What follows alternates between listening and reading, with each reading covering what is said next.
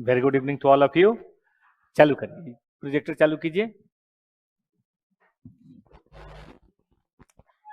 देखिए, इस क्लास का मेन ऑब्जेक्टिव है चीजों को रिकॉल कराना, ठीक है, ताकि आप एग्जाम में उसे बढ़िया से रिप्रोड्यूस कर सकें और उस क्रम में जो भी करना पड़ेगा हम लोग करेंगे, कुछ भी कसर नहीं छोड़ेंगे। देखिए, आप सबको सिलेबस पता है, बेसिकली 7 चैप्टर हैं और इन 7 चैप्टर में 5 एस भी कवर्ड हो जाते हैं। AS11, AS3, AS13, AS14, 21, 23 और 27। ये अपने आप में छोटा सा चैप्टर है, तो इतना तो आपका यही कवर हो गया। 1 2 3 4 5 6 7 और इसके अलावा 20 एस है। ये आपका पूरा अकाउंट का सिलेबस है।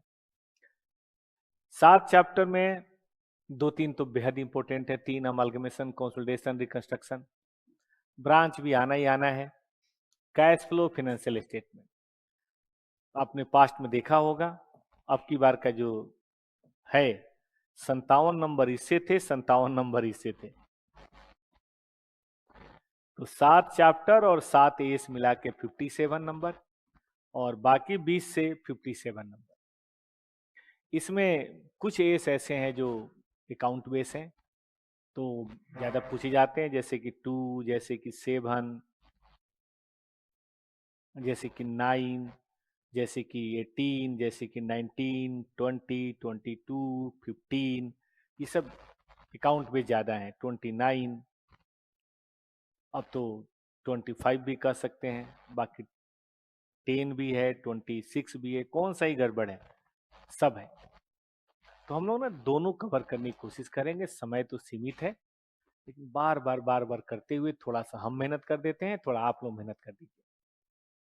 2 घंटा हमारा, 1.5 घंटा हमारा, तो आपका कम से कम 3 घंटा, तब जाके बात बनेगी।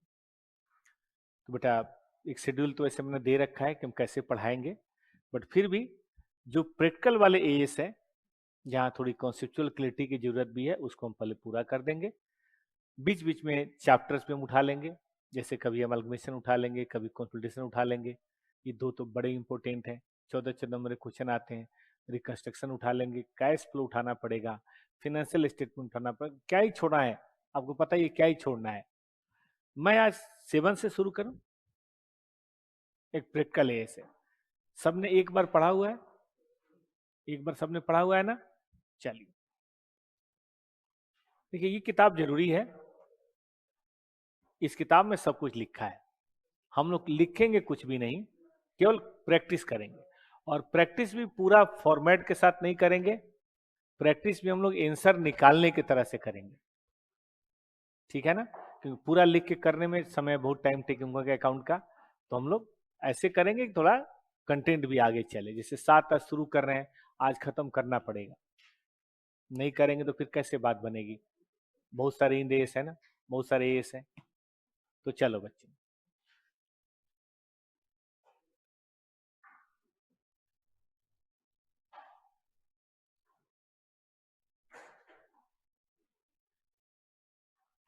देखिए एक टेलीग्राम का ग्रुप है, आप चाहें तो उसे ज्वाइन कर सकते हैं, उसमें सारे नोट्स पड़े हुए हैं। नोट्स आपके पास हैं तो ना ज्वाइन करें तो भी चलेगा, मैं बता देता हूं।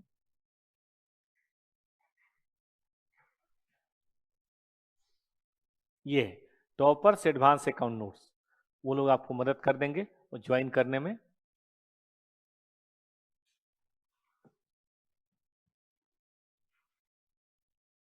यार ये क्या क्या, रुक जाओ,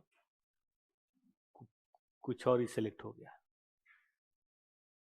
बंद करने दो इसको।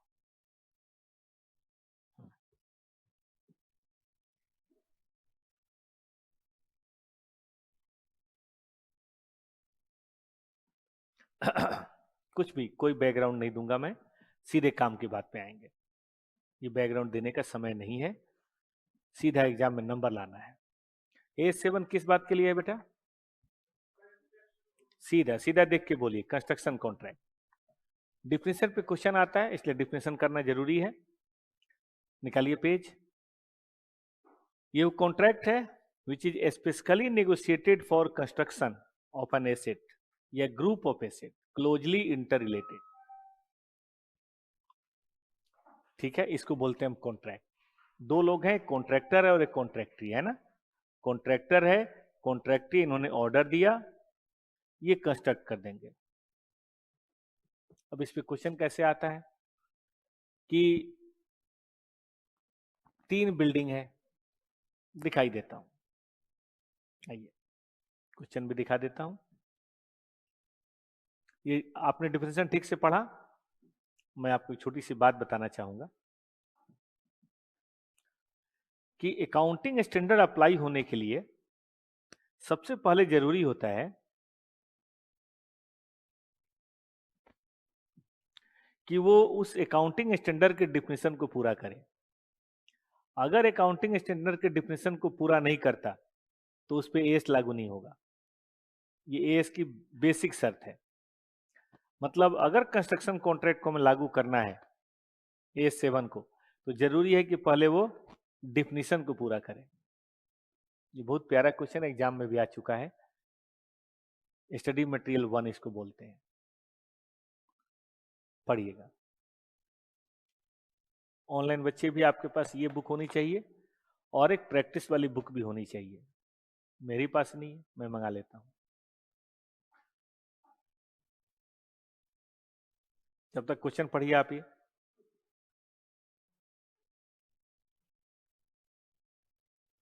हेलो, अकाउंट का वॉल्यूम 3 दीजिए मुझे,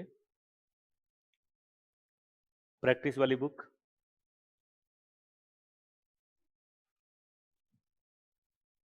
कहता है कि कंस्ट्रक्शन कंपनी है जो कंस्ट्रक्शन करती है, एक इंडस्ट्रियल कॉम्प्लेक्स उसके हाथ में है। सेपरेट प्रपोजल हमने दिया हर यूनिट के लिए to construct. Since each unit is subject to separate negotiation, he will be able to identify the cost and revenue of each unit. क्या हम हर यूनिट को एक सेपरेट कॉन्ट्रैक्ट मान सकते हैं? इस डिफिनेशन को पढ़ के जवाब दीजिए। स्पेशली नेगोशिएटेड फॉर कंस्ट्रक्शन, यहाँ पे जितने भी हमने यूनिट लिए हैं सबके लिए अलग अलग नेगोशिएशन है या कंबाइंड नेगोशिएशन है? हाँ जी, अलग अलग है, तो अलग अलग कॉन्ट्रैक्ट होगा। अलग अलग कॉन्ट्रैक्ट होगा तो अलग अलग रेवेन्यू की मेजरमेंट होगी, कॉस्ट की मेजरमेंट होगी, प्रॉफिट की मेजरमेंट होगी। इकट्ठा होगा तो उसी हिसाब से हम डिग्री ऑफ कंप्लीशन निकालेंगे और उसी हिसाब से करेंगे। कैसे जाना अलग अलग होगा? सेपरेट नेगोशिएशन है, ठीक बात है भाई। सेपरेट प्रपोजल है, सबकी कॉस्ट हम आइडेंटिफाई कर सकते हैं, सबकी रेवेन्यू आइडेंटिफाई कर सकते हैं। इसका साफ मतलब है कि ये क्या है, हर कॉन्ट्रैक्ट को एक यूनिट मानना और सेपरेट कंस्ट्रक्शन अकाउंट बनाना है। बैठो बैठो बैठो, यही बैठो बैठो बैठो, बैठ जाओ।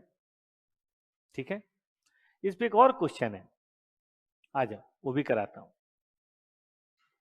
वो किसी बड़े क्वेश्चन के साथ मिल के है, लेकिन अभी करा देता हूं, बात खत्म करते हैं।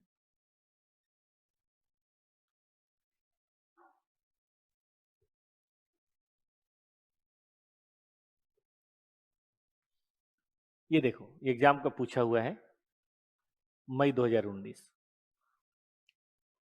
ठीक है बेटा, कंस्ट्रक्शन कॉन्ट्रैक्ट है, commercial complex submit separately for 3 unit. Single agreement sign हुआ है, लेकिन प्रपोजल बताइए सेपरेट है 3 यूनिट का। एग्रीमेंट लेज डाउन 3 यूनिट का कि 50, 60 और 75 होगा। कंप्लीशन टाइम भी सबका दिया हुआ है। कमेंट करके बताइए सिंगल कॉन्ट्रैक्ट है या सेपरेट कॉन्ट्रैक्ट है? हाँ जी, देखो एग्रीमेंट से क्या होता है, प्रपोजल अलग है, प्राइस अलग तय हुआ होगा, यहाँ सबका प्राइस भी अलग दिया हुआ है, कंप्लीशन टाइम भी सबका अलग है। इसका मतलब रिस्क, रेवेन्यू, प्रॉफिट, लॉस सबका अलग कैलकुलेट होगा, डिग्री ऑफ कंप्लीशन अलग कंप्लीट होगा। तो इसको एक कॉन्ट्रैक्ट ना मान के कितने कॉन्ट्रैक्ट मानेंगे? सेपरेट। ऐसा क्यों हम कह रहे हैं? क्योंकि हमारी डिफिनेशन ये कहती है। कि जिसका भी स्पेसिफिक नेगोशिएशन होगा वो कॉन्ट्रैक्ट है और वो सेपरेट कॉन्ट्रैक्ट है। आप कहेंगे सर इतना जोर क्यों दे रहे हैं सेपरेट पे, अभी देखेंगे ना। उसी हिसाब से उसकी रेवेन्यू तय होगी, उसी हिसाब से उसका खर्च होगा, उसी हिसाब से उसका प्रॉफिट होगा। ठीक है। और एक और बात बता दूं, हम एस पढ़ते क्यों है, आज समझ लीजिए। एस शुरू करने से पहले कोई बताएगा एस का काम क्या है? ऑब्जेक्टिव नहीं, काम क्या है? ऑब्जेक्टिव तो है कंपैरिजन आसान हो, है ना। काम क्या है?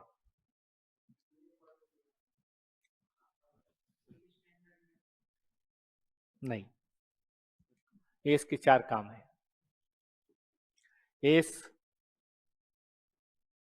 लिखना नहीं है, ये भी पढ़ाएंगे जब एस का पहला चैप्टर पढ़ाएंगे तो पढ़ाएंगे। रिकॉग्निशन अभी बताना जरूरी है ताकि आगे दिक्कत ना हो आपको। रिकॉग्निशन, कोई चीज कब इनकम मानी जाए, कब एक्सपेंस मानी जाए, बुक्स में कब एसेट लिखा जाए, कब लायबिलिटी लिखा जाए, कब नहीं लिख सकते हैं, इसको बोलते हैं रिकॉग्निशन। आप पढ़ेंगे एस 10 एस 26, वो रिकॉग्निशन की बात करेगा। हम पढ़ेंगे इम्पेयरमेंट 28, वो बात करेगा कि कब मानना है इम्पेयरमेंट।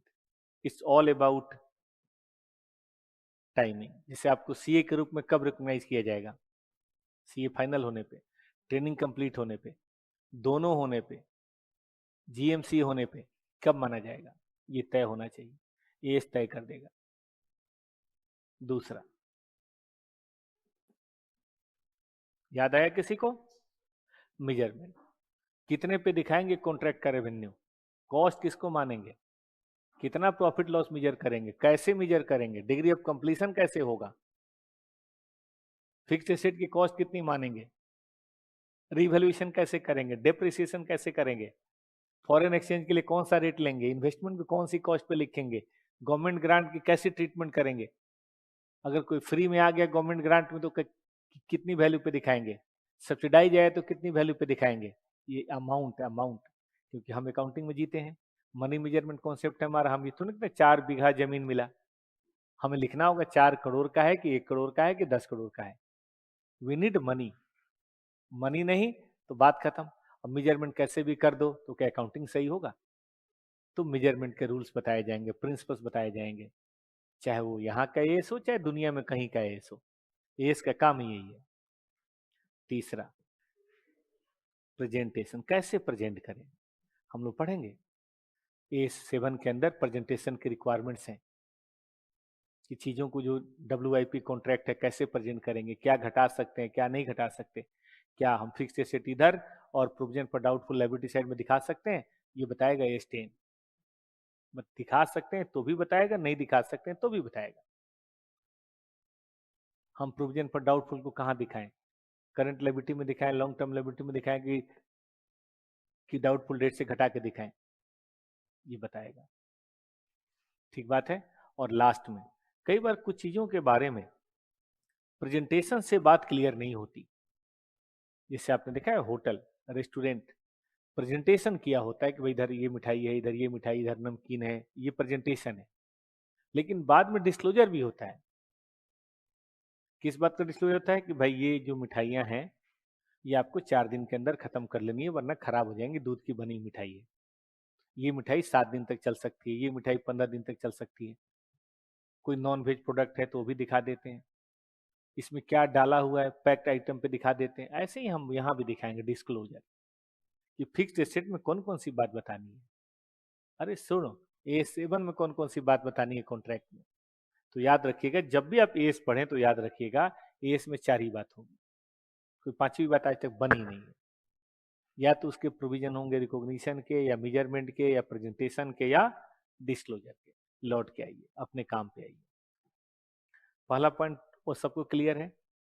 अब कॉन्ट्रैक्ट होगा तो उसका प्राइस कैसे होगा, 3 तरह का प्राइस बताया गया। लिखना नहीं है, मैंने पहले ही बताया था, कुछ भी लिखना हो तो यही लिखना है और फिर इसको घोल के याद कर जाना है। किसी धोखे मत रहिएगा, समझने से 1 नंबर नहीं आएगा। आई रिपीट, समझना तो कंपलसरी है लेकिन समझ के अपने दिमाग में कैरी करके एग्जाम तक ले जाना है।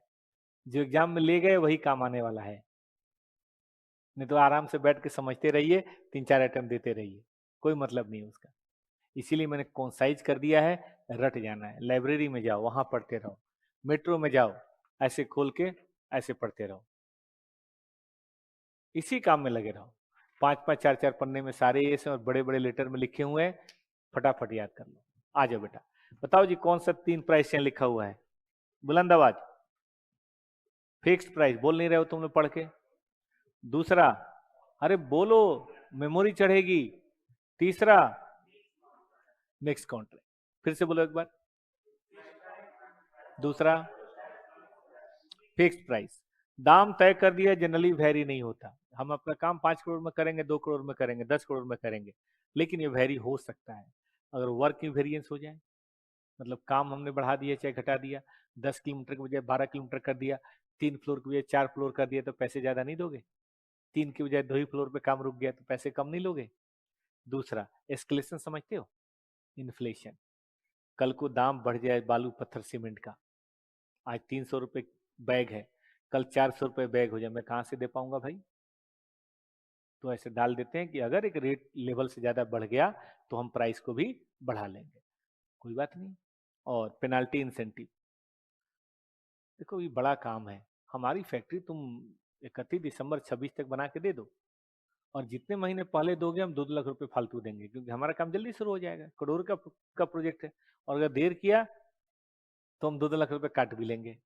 तो जल्दी कर दिया तो इंसेंटिव, देर कर दिया तो पेनल्टी। तो उसके चलते बदलेगा, वरना ये बदलेगा नहीं, चाहे हम जितने में भी बनाए। क्वालिटी आप देखिए, कॉस्ट हमारी। नेक्स्ट, एक होता है फिक्स्ड प्राइस के बाद कॉस्ट प्लस। जब चीजें मुश्किल हो, जिसके बारे में पहले से नहीं पता हो, तो लोग कहते हैं कि बनाने दीजिए ना, आपके सामने बनाएंगे, आप चलिएगा मेरे साथ, मटेरियल खरीद के ले आएंगे। तो जितने का मटेरियल होगा वो दे दीजिएगा, और हम काम कर रहे हैं तो लेबर दे दीजिएगा, और प्लस थोड़े प्रॉफिट दे दीजिएगा हमें। तो इसमें क्या करते हैं, जो एक्चुअल कॉस्ट होता है वो पता लगा लेते हैं। आप ऑडिट करा लो ना, हम वाउचर देंगे आपको, और उसमें पहले से परसेंटेज तय होगा, 10, 20, 25 जोड़ के प्राइस आ जाएगा। जैसे मान लीजिए कॉन्ट्रैक्ट 5 करोड़ का है, 10% जोड़ना है तो प्राइस कितना होगा बेटा? 550। और 5 करोड़ का कॉन्ट्रैक्ट है लेकिन 475 में ही हो गया, तो इतना इसका प्राइस होगा। मतलब फायदा भी होगा कॉन्ट्रैक्टी का, नुकसान भी होगा कॉन्ट्रैक्टी का। कॉन्ट्रैक्टर को तो हमने परसेंटेज से मतलब है, लोग जनरली यूज नहीं करते हैं, क्योंकि इसमें कॉन्ट्रैक्टर खर्चा घटाने का ध्यान नहीं देता, उल्टा खर्चा बढ़ा देता है। बताइए क्यों? पैसा ज्यादा मिलेगा।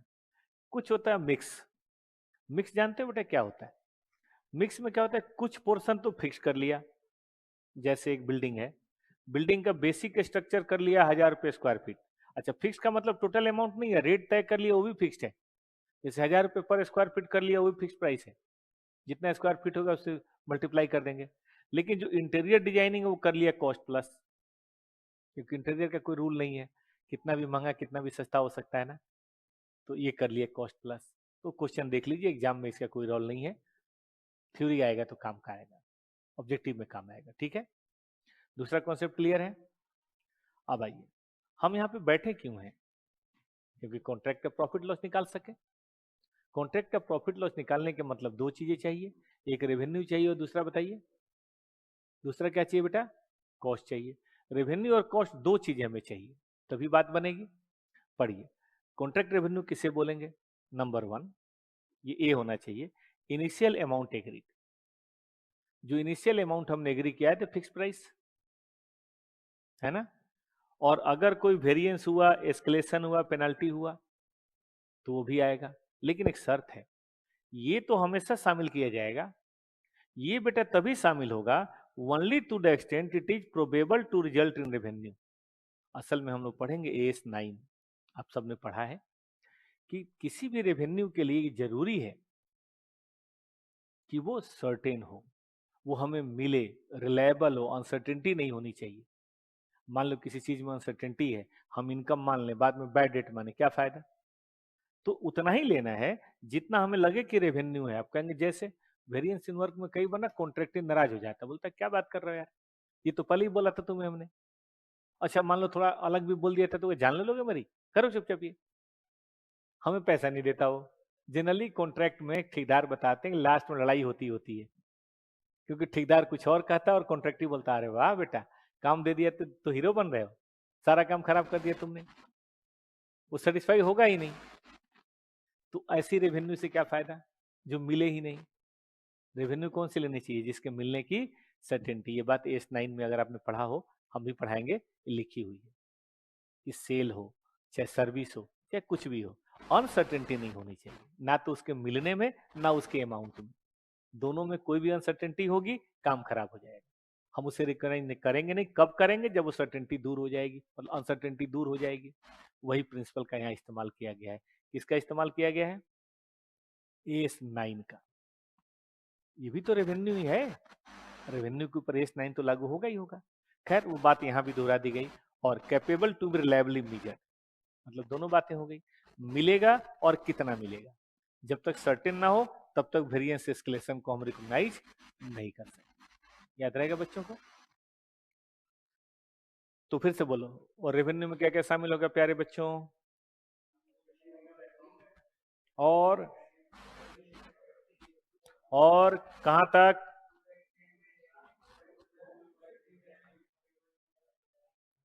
सीधी बात, अनसर्टेनिटी नहीं होनी चाहिए, ना टाइमिंग में ना अमाउंट में। कॉस्ट, देखो कॉस्ट को बोला गया 3 कॉस्ट होगा, नंबर डाल दो। डायरेक्ट कॉस्ट, भाई मैं रोड बना रहा हूँ, बिल्डिंग बना रहा हूँ, डायरेक्ट मटेरियल लेबर तो होगा ही ना। एलोकेटेड कॉस्ट, भाई कॉमन कॉस्ट ओवरहेड समझते हो, कॉमन कॉस्ट तो होगा। कॉमन कॉस्ट कैसा होता है? जैसे एक ठेकेदार है, अब ठेकेदार का एक डिजाइनिंग डिपार्टमेंट है, ड्राफ्टिंग बोलते हैं ना, क्या बोलते हैं, आर्किटेक्ट डिपार्ट, कई प्रोजेक्ट का काम कर रहा है, तो आर्किटेक्ट की सैलरी एक आदमी पे थोड़ा ना पड़ेगी, ओवरहेड पढ़ा है सबने, थोड़ा थोड़ा करके सब पे चार्ज होगा ना भाई। तो उसी को बोलते हैं एलोकेटेड कॉस्ट, अपोर्शनमेंट कॉस्ट भी कह सकते हैं। और स्पेशली चार्जेबल एक्सपेंस, जैसे सामने वाला कह रहा है कि देखो भैया, ये जो आप काम करोगे ना, ये डिजाइनिंग ना आप मत करो, आप ना इटली में कोई डिजाइनर है, उससे करवा के लाओ।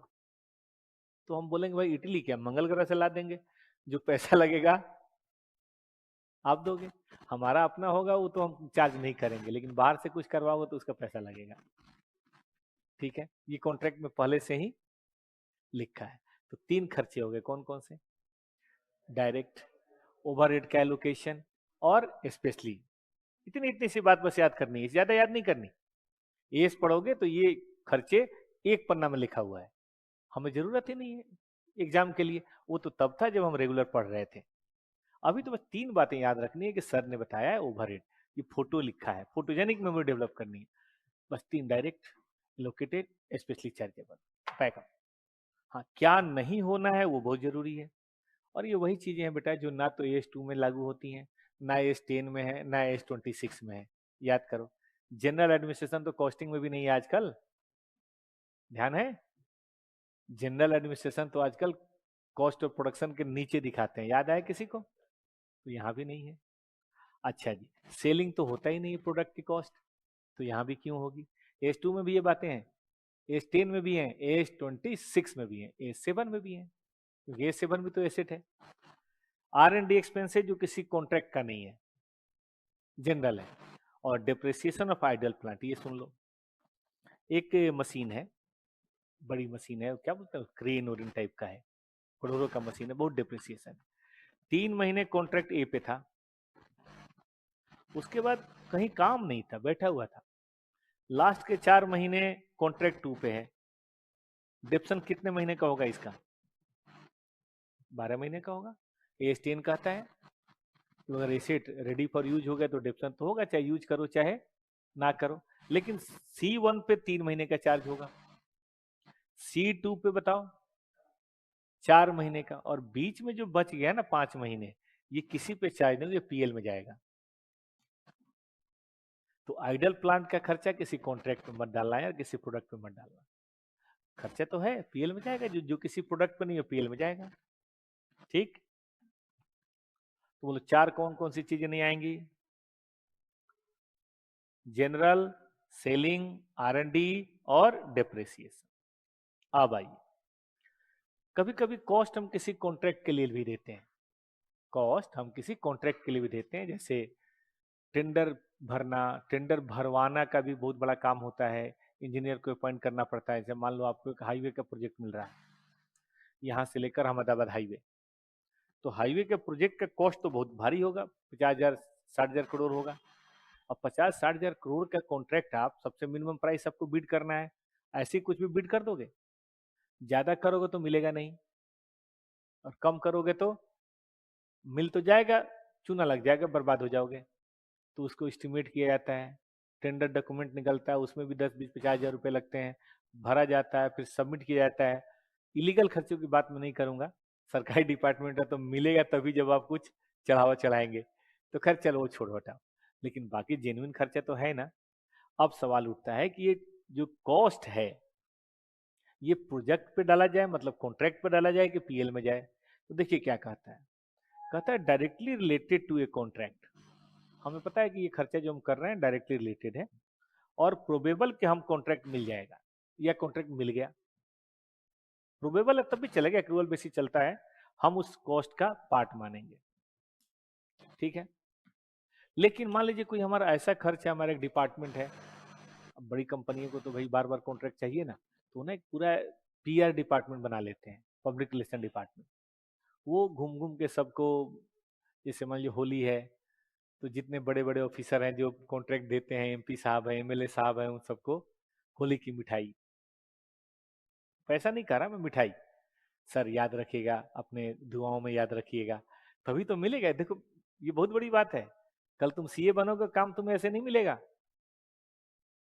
जितनी सीए फर्म है बड़ी बड़ी, कुछ लोग काम करते हैं और कुछ लोग काम लाते हैं। जितने बड़े पार्टनर होते हैं कोई काम नहीं करता भाई, ना ऑडिट ना टैक्स। पता वो क्या करते हैं? वो फिक्की की मीटिंगों में घूमते रहते हैं, बिजनेसमैन की मीटिंगों में घूमते हैं, ट्रेड फेयर में घूमते रहते हैं। बताओ काहे के लिए? ताकि बड़े बड़े कंपनियों के डायरेक्टर वगैरह से, बताओ शेयर होल्डर से, इन्वेस्टर से अप्रोच रहे। देखो काम आदमी किसको देता है? जिस पे विश्वास हो, जो सामने दिखाई दे। अनजान पे कौन विश्वास करेगा?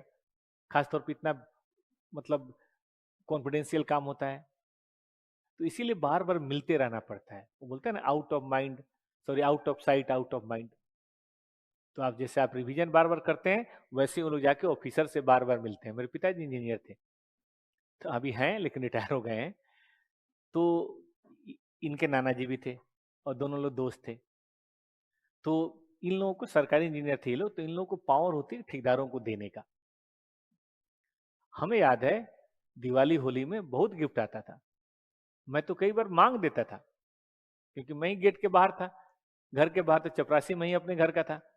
तो गेट के बाहर में खेलता था, कोई ठेकेदार आता था तो हम बोलते थे यार ये तो गलत बात है, मिठाई तुम लाए हो, बैट ले आओ बैट। बोलता था पापा से मिलवाओ, मतलब बैट लेके आओ फिर मिलवा देंगे। तो हमने घूस में बहुत बैट, बहुत ग्लव्स, बहुत पैड सरकारी कर्मचारी में जानते हो, ऑफिसर से ज्यादा वैल्यू प्यून की है। प्यून मिल नहीं देगा आपको, बोला नहीं साहब बिजी हैं। तो मैं अपने घर का प्यून था, बाहर खेलता रहता था और ले लेता था। ये खर्चा है कि नहीं खर्चा भाई? ठेकेदार 10 इंजीनियर से मिलता है, 20 डिपार्टमेंट से मिलता है, कहां से कॉन्ट्रैक्ट मिलेगा उसको खुद नहीं पता। तो जब आप रिलेट नहीं कर सकते हैं, तो कहां डालिए? प्रॉफिट एंड लॉस में, तब किसी कॉन्ट्रैक्ट पर नहीं डाल सकते। लेकिन खास आपने काम किया है और आपको पता है यहाँ मिल भी जाएगा, तो उस कॉन्ट्रैक्ट की कॉस्ट में कैपिटलाइज कर दीजिए, याद रहेगा। ऑब्जेक्टिव का क्वेश्चन इस पे बनता है। अब आइए, अब कॉन्ट्रैक्ट का रेवेन्यू और कॉस्ट हमने दोनों जान लिया। अब इसको रिकॉग्नाइज कैसे करें? क्या होगा वो तो पता चल गया, बट कितना होगा ये जानते हैं क्या है? ये मेजरमेंट भी है और टाइमिंग भी है, दोनों चीजों को बताता है। पढ़ो, कहता है outcome can not be reliably measured और outcome can be reliably measured. क्या मतलब है भाई? देखो लॉन्ग टर्म कॉन्ट्रैक्ट होता है, 1 साल 2 साल 3 साल 4 साल, ठीक है बेटा जी। लॉन्ग टर्म कॉन्ट्रैक्ट में हम यहाँ काम कर रहे हैं, हमें नहीं पता चलता यहाँ क्या होगा। टेस्ट मैच, पहले दिन कोई बता सकता है कौन जीतेगा? जैसे जैसे मैच आगे बढ़ता है, दूसरे तीसरे दिन चौथे दिन एक टीम भारी पड़ती जाती है, फिर आदमी कहता है यार यार तो ये मैच तो अब यही जीतेगा, होता है ना। तो 5 दिन के मैच में तो पहले दिन, खास तौर पे पहले आवर में तो बिल्कुल कोई नहीं बता सकता। उसी तरह से जो कॉन्ट्रैक्ट लंबा है, कई बार उसमें क्या कॉस्ट आएगी ये गारंटी के साथ हम नहीं बता पाते, एस्टिमेट नहीं कर पाते। एस्टिमेट कर ले तो ठीक है, लेकिन नहीं कर पाते, डर लग रहा है, फ्यूचर अनसर्टेनिटी है, इसका मतलब आप कॉस्ट नहीं एस्टिमेट कर पाएंगे, रेवेन्यू तो आपका फिक्स है, तो प्रॉफिट होगा या लॉस होगा वी कैन नॉट से। तो इसको बोलते हैं कि outcome can not be measured. लेकिन जहां एस्टिमेट हम बढ़िया से मेजर कर सकते हैं, हमने पता है 500 करोड़ का कॉन्ट्रैक्ट लिया है और हमारा खर्चा 400 करोड़ होने वाला है, एस्टिमेटेड ही सही, गारंटी तो कोई क्या देगा। तो बताइए हमें कितना प्रॉफिट होने के चांसेज हैं। कल कम हो जाए ज्यादा हो जाए अलग बात है, लेकिन मेजरमेंट हम कर सकते हैं। तो हम बोलते हैं कि outcome can be reliably measure. ये दोनों ही दो बातें हैं। अगर आप आउटकम को बेटा जी रिलायबली मेजर कर सकते हैं, ऑनलाइन बेटा कोई भी प्रॉब्लम हो तो पूछते जाइएगा, रिलायबली मेजर कर सकते हैं तो तरीका अलग है, नहीं कर सकते हैं तो सिंपल सा तरीका है। अगर नहीं कर सकते हैं तो आपको प्रॉफिट मानने का कोई हक नहीं है, जितना कॉस्ट आपने इनकर किया वो मान लीजिए, और वो भी तब जब आपको लगता है कि रेवेन्यू होगा, अनसर्टेनिटी ना हो, लेकिन प्रॉफिट नहीं मानिए। जैसे मान लीजिए पहले साल में 500 का कॉन्ट्रैक्ट है, आपने सिर्फ 50 खर्च किया है, तो इनकम भी कितनी माननी है, 50। अगर पहले साल में 70 खर्च किया है तो इनकम भी कितनी माननी है, इनकम कितनी माननी है, 70। काम कितना भी हुआ लेकिन हमें मानना 70 है। Your revenue will be equal to cost. याद रहेगा बच्चों को, नो प्रॉफिट नो लॉस। लेकिन ऐसा कोई क्वेश्चन है नहीं, ऑब्जेक्टिव बन जाएगा। 100% से क्वेश्चन आता है इससे। अब यहीं से ये शुरू होता है। अगले 3 कॉन्सेप्ट हैं। 7 नंबर का क्वेश्चन तकरीबन आप देख रहे हैं हर अटेम्प्ट में आ रहा है, आता इसी से। कहता है कि अगर हम कॉस्ट रिलायबली मेजर कर सकते हैं तो जाहिर है प्रॉफिट भी एस्टिमेट तो कर ही पाएंगे ना। तो आपको कौन सा मेथड लेना है बेटा, पढ़ो जरा, परसेंटेज कंप्लीशन मेथड। ठीक है, कितने परसेंट काम हुआ है उसके हिसाब से करेंगे। परसेंटेज कंप्लीशन मेथड का मतलब क्या होता है कि रिकॉग्नाइज द रेवेन्यू और expense, concept number 5, recognise the revenue and expense according to stage of completion. बेटा मैं थोड़ा फास्ट हूँ, सॉरी फॉर दैट। अगर मैं नहीं फास्ट बनूंगा तो मैं आपके 2-4 चैप्टर करा पाऊंगा और फिर बात खत्म। कल जो बात कही थी फिर दोहरा रहा हूँ, मेन क्लास में तो हम लोग 250 घंटे लेते हैं अकाउंट पढ़ाने में। कॉन्ट्रैक्ट जिन बच्चों ने किया होगा, 3 से 4 क्लास हम लोग कॉन्ट्रैक्ट कर लेते हैं, मतलब 8 से 10 घंटे। यहाँ पे हम लोग करना है 1.5 घंटे में। तो स्पीड आप समझ ही रहे हैं, उसी हिसाब से करनी पड़ेगी, मजबूरी है। ठीक है ना, बट गारंटी देता हूँ छूटेगा कुछ नहीं और समझ में भी आएगा। क्वेश्चन कराऊंगा ना अभी, आइए देखो, रेवेन्यू और expense according to stage of completion. क्या मतलब है भाई, अगर हमें लगता है कि हमारा काम 30% हो गया और कॉन्ट्रैक्ट प्राइस 500 करोड़ का है, ओ भाई तो 150 मान लो ना यार, मान लो हो गया 60%। ठीक है, तो 500 का 60% कितना होता है, 300। 300 में 150 पहले मान लिया था ना, 150 तो पहले मान लिया था, तो अब मान लो, फिर बाद में 100 जब होगा तो 200 और मान लेना। तो रेवेन्यू को ऐसे मानना है। रही बात कॉस्ट, कॉस्ट तो जो एक्चुअल का कॉस्ट इनकर्ड हुआ है एक्रूअल बेसिस पे। तो यही कहता है recognise the revenue according to stage of completion. लेकिन सवाल उठता है स्टेज ऑफ कंप्लीशन को पता कैसे करें। तो इसके 2 मेथड है, एक का नाम है कॉस्ट टू कॉस्ट और एक का नाम है फिजिकल।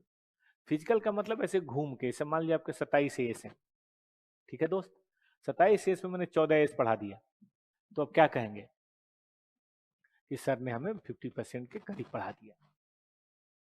14/27 है ना, 4 फ्लोर बनाना हमने 2 फ्लोर बना दिया, तो क्या बोलेंगे कि 50% के आसपास बन गया। 15 किलोमीटर का रोड है, 5 किलोमीटर बना दिया, 33। या 15 किलोमीटर के रोड पे मिट्टी भर दी है, अभी कंक्रीट नहीं बिछाया है, तो बोलेंगे मिट्टी भरना मतलब 20% काम हो जाना। ऐसे करते हैं, लेकिन ऐसे ज्यादा लोग इस्तेमाल नहीं करते क्योंकि इसमें सब्जेक्टिविटी बहुत होती है। ये वाला मेथड ज्यादा अच्छा है। कैसे, हमें लगता है कि 500 करोड़ का कॉन्ट्रैक्ट है और हम 400 करोड़ में करेंगे। फर्स्ट ईयर में हमने 150 करोड़ खर्च कर दिए, चाहे 160, तो पता हम क्या मानेंगे, 400 में से 160 खर्च किया है, तो भाई मिट्टी फालतू में तो डाली नहीं होगी। इसका मतलब हमने कितने परसेंट काम कर लिया, सुना ठीक से बच्चों ने। मतलब अगर हमारा कॉस्ट 160 इनकर हुआ है और होना कितना है, जल्दी बोलो, 400, तो हमारा परसेंटेज कितना होगा? अगले साल तक होते होते होते होते हमने 300 करोड़ खर्च कर दिया, तो 400 में 300 कर दिया तो बोलो बेटा जी कितने परसेंट? 75%। तो पहले साल में 40% मान लेंगे, दूसरे साल में 35। 35 क्यों बोला मैंने? पहले 40 हो गया है, और लास्ट वाले में फिर 30 मान लेंगे।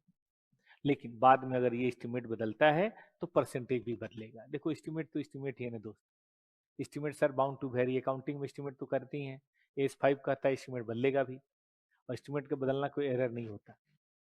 एस5 में पढ़ेंगे हम लोग, ठीक है ना? तो याद रहेगा कौन सा मेथड बताया मैंने? कॉस्ट जो हुआ है, कॉस्ट जो टोटल होना है, इसके बीच का रिलेशनशिप याद रहेगा बच्चों को। आइए इसी पे बहुत क्वेश्चन है, लेकिन थोड़ा सा अभी और आगे बढ़ते हैं तब बात करेंगे। अगर किसी कॉन्ट्रैक्ट में लॉस होने के चांसेस हैं, ये बात जब आपको पता चले, जिस वक्त पता चले, 100% लॉस को आप रिकॉग्नाइज करेंगे। क्यों? क्योंकि प्रूडेंस कॉन्सेप्ट पढ़ा है सबने। बेसिक कंसिडरेशन होता है किसी भी पॉलिसी का कि अगर लॉस पता हो गया तुरंत, irrespective of degree of completion. जैसे मान लीजिए आपने ठेका लिया, साइट पे गए देखने, पता चला अरे यार ये तो बड़ा गलत एक्सेप्ट कर लिया, लेकिन बाइंडिंग कॉन्ट्रैक्ट के पीछे आप हट नहीं सकते, तो जो लॉस, बदनामी भी होगी। तो जो लॉस है, अभी मानिए, ये मत कहिए कि नहीं 5 करोड़ का लॉस होने वाला है, मेरा 10% काम हुआ तो मैं 50 लाख मानूंगा। ना ना ना, प्रॉफिट 50 लाख मान सकते हो थोड़ा थोड़ा थोड़ा करके, लेकिन लॉस बताइए। जिस वक्त पता चल जाए 100%, अब वो फर्स्ट ईयर में पता चले, चाहे सेकंड में, चाहे थर्ड में। तो ये कौन, रूल नंबर 6 याद रखिएगा, खूब क्वेश्चन इस पे आए हुए हैं, अभी कराऊंगा, ध्यान रहेगा बच्चों को। साथ थोड़ा रुक के बताऊं? चलिए आपको मैं 6 पे और 5 पे, सारे क्वेश्चन ही 6 और 5 पे हैं। अगर आपने 6 और 5 को अप्लाई करना सीख लिया ना, तो समझिए A7 का 7 नंबर आपका। आइए बेटा बताते हैं।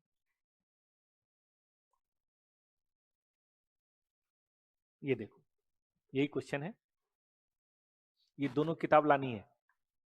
क्लास का पूरा फायदा के लिए दोनों किताब होनी चाहिए, पीडीएफ से बात नहीं बनती। तो डेली किताब आप लोग दोनों लेकर आएंगे। अभी लाए नहीं हो? अरे वही किताब है जो तुम्हें मिली थी, नहीं मिली तो लेके आओ। अच्छा चलो कोई बात नहीं, अभी यहाँ पे देख लो, क्लास के बाद ले लेना, क्लास के बाद ले लेना, ठीक है? ये ले लेना। 3 किताब है ये, वॉल्यूम 1, वॉल्यूम 2, वॉल्यूम 3, और 2 है ये। 2 में से एक मिल गया है, एक अभी है नहीं, चैप्टर वाला बाद में आएगा। गारंटी देता हूं बेटा, कॉन्सेप्ट की ये 2 किताबें हैं, एक एक नंबर अलग नहीं आएगा, और क्वेश्चन आपको पता ही है, इससे अलग न कभी आया है न कभी आएगा। इसलिए कि इसमें पूरे पास्ट ईयर हैं और पूरा स्टडी मटेरियल है। आइए पढ़िए। अंडर टू के contract to construct a building, ध्यान दीजिएगा। कैलकुलेटर है ना? ये कैलकुलेटर भी नहीं लाए हो? कैलकुलेटर निकालो यार। मैं फिर कह रहा हूं, हम प्रेजेंटेशन पे ज्यादा ध्यान नहीं देंगे, ताकि क्वेश्चन की ज्यादा वेराइटी हम कवर कर सकें। उसके लिए खूब बढ़िया से आंसर दिया है, घर पे बैठ के कल सुबह बनाइएगा।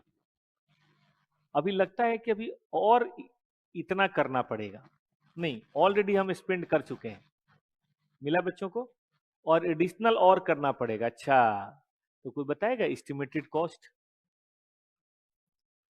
हो चुका है इतना, होने वाला है इतना।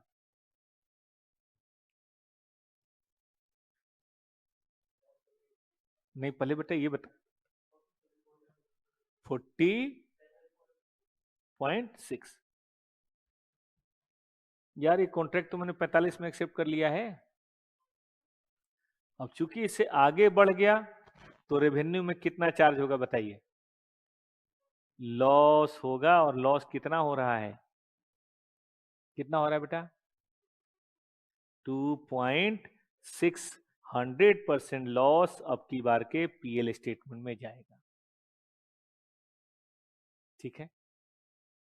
अब पीएल बनाने को नहीं बोला, बनाने को बोलेगा तो कैसे बोलेगा? तो बस खाली बोला है कि बताओ कितना फाइनल अकाउंट में चार्ज होगा, तो यहाँ तो हम सीधे 2.6 बता के छोड़ देंगे तो हमारा काम हो जाएगा। लेकिन अगर बोले कि पूरा पीएल बनाओ तब कैसे बनेगा वो दिखा देते हैं। आइए हम करके दिखा देते हैं, एक थोड़ा जल्दी करेंगे लेकिन करके दिखा देंगे। सबसे पहले कोई भी क्वेश्चन आए ना तो आपको क्या करना है, परसेंटेज ऑफ कंप्लीशन निकालना है। ये सबसे मेन होता है इस कॉन्ट्रैक्ट का, परसेंटेज ऑफ कंप्लीशन। कैसे निकालना है, कितना खर्च हुआ है, यही हुआ था बेटा। और एक सेकंड देख लूं कौन सा क्वेश्चन था यार, ये मुझे खुद ही नहीं पता। 9.3 था। और कितना होना है,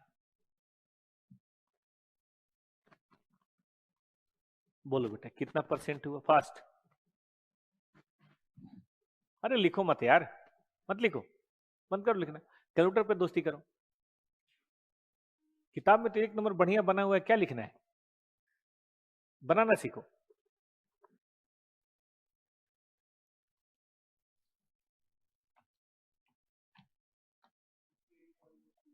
$68 अब इतना ही बेटा हम रेवेन्यू और रिकॉग्नाइज करेंगे। आजकल ना पीएल अकाउंट नहीं बोलते, आजकल स्टेटमेंट ऑफ पीएल बोलते हैं। वर्टिकल फॉर्मेट हो गया ना बेटा।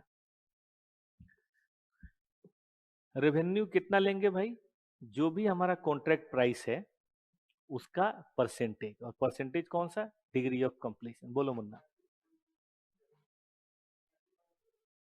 30 पॉइंट, लाख में कि करोड़ में है भाई, लाख। और एक्चुअल कॉस्ट इनकर्ड लेंगे, कितना हुआ बेटा जी इनकर्ड,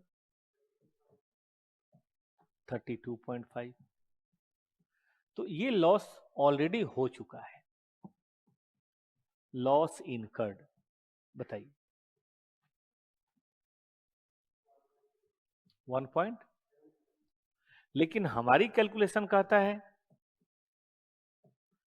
कि भाई लॉस टू बी रिकॉग्नाइज्ड वो तो है 100% of estimated loss. Estimated loss कितना था, तो हम क्या करेंगे बेटा, provision for future expected loss. इसे प्रोविजन फॉर डाउटफुल नहीं बनाते हैं, जानते हो बेटा जी क्या है, ये है बैड डेट, और ये क्या है, प्रोविजन फॉर डाउटफुल। मतलब जो हो गया वो तो पीएल में जाएगा ही जाएगा, और जो होने वाला है वो भी पीएल में जाएगा। बताइए कितना होने वाला है, बैलेंसिंग बताइए। Point, yes sir. ये बड़ा फेमस क्वेश्चन है इस 7 का, जब देखो तब पूछ देता है।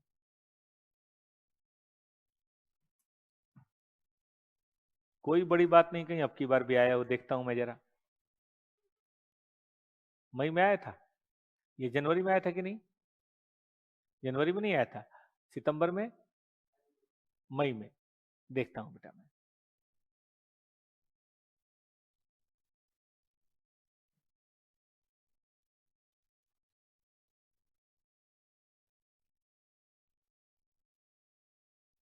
छोड़ो मेरे पास अभी इसमें नहीं है, कोई बात नहीं, ठीक है, आगे बढ़े। अब एक अलग तरह का क्वेश्चन करते हैं, कैलकुलेटर एकदम थाम के रखो।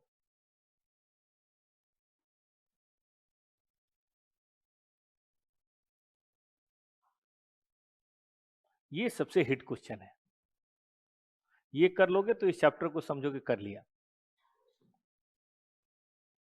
ध्यान दो, ये कितना है बेटा, दिख रहा है कि नहीं आप लोगों को, 900 लाख, 9000 लाख, 3 साल टाइम है, ईयर 1 2 3। इनिशियल अमाउंट ये है, बाद में वेरिएंस है। वेरिएंस बेटा सेकेंड ईयर से क्यों ले रहे हैं, क्योंकि सेकेंड ईयर में कंफर्म हुआ होगा, हमने पढ़ा था वेरिएंस इन वर्क के लिए जरूरी है कि उसके मिलने के प्रोबेबिलिटी हो और मेजरमेंट हो सके, तो सेकेंड ईयर से। तो फर्स्ट ईयर में कॉन्ट्रैक्ट प्राइस कितना मानेंगे, बाद में रेवेन्यू भी उसी हिसाब से लेंगे। फर्स्ट ईयर में ये कॉस्ट इनकर हुआ है, सेकेंड ईयर होते होते ये हो गया है, गौर से देखो, ये बढ़ता हुआ दिखाई देना तो समझना क्यूमुलेटिव है। क्यूमुलेटिव समझते हो? हाँ, आगे उसमें जोड़ते जाएंगे। तो पहले ये हुआ, अब बढ़ के ये हुआ तो बीच वाला कितना हुआ निकल जाएगा, फिर ये हुआ तो बीच में कितना हुआ निकल जाएगा। अब एक बदमाशी है, हमें एस्टिमेटेड कॉस्ट नहीं दिया, हमें उल्टा एस्टिमेटेड प्रॉफिट दे दिया है। बात तो एक ही है। अगर एस्टिमेटेड कॉस्ट होता तो एस्टिमेटेड प्रॉफिट हम निकाल लेते, और एस्टिमेटेड प्रॉफिट है तो क्या एस्टिमेटेड कॉस्ट नहीं निकल जाएगा। कोई आदमी कह रहा है कि 1000 का कॉन्ट्रैक्ट है, 900 में होगा, 100 का प्रॉफिट होगा। एक तो ये तरीका है।